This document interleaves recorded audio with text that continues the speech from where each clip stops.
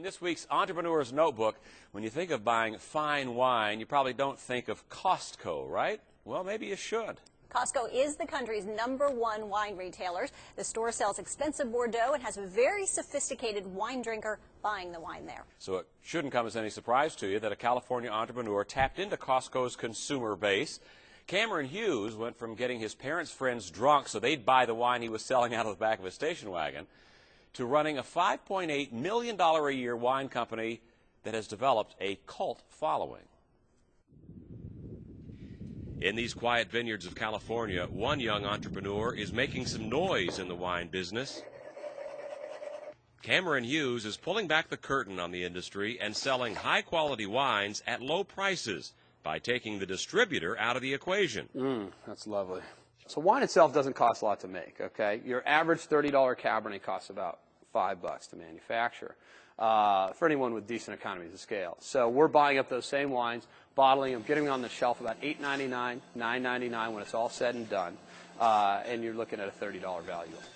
Hughes buys quality excess wine in bulk from big-name wineries, either already bottled or ready to be blended. He then puts his own label on it. The French would call him a négociant. Here, he's a wine trader.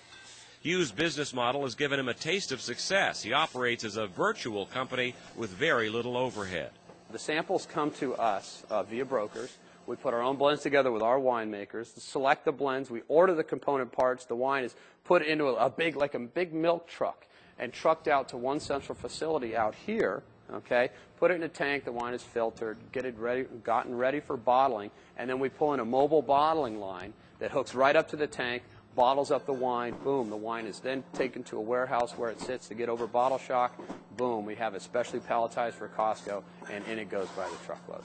We don't own a tank, a barrel, anything. We only rent time, space. Winemakers basically work on a contract basis.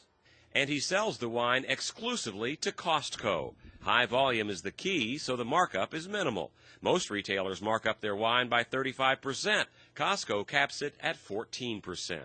Costco loves in-and-out items. Costco's all about turning different SKUs through their store. This program fits in perfectly to that.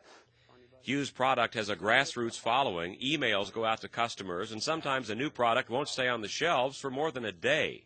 We bottle wine by lot, so we'll have a lot number assigned to each particular blend that we put together. Some of them are 500 cases, some of them are 5,000 cases. And so we just assign a lot number, we bottle it up, and when it's ready to ship, we start shipping it directly to Costco by the truckload. And when the lot is done, it's done.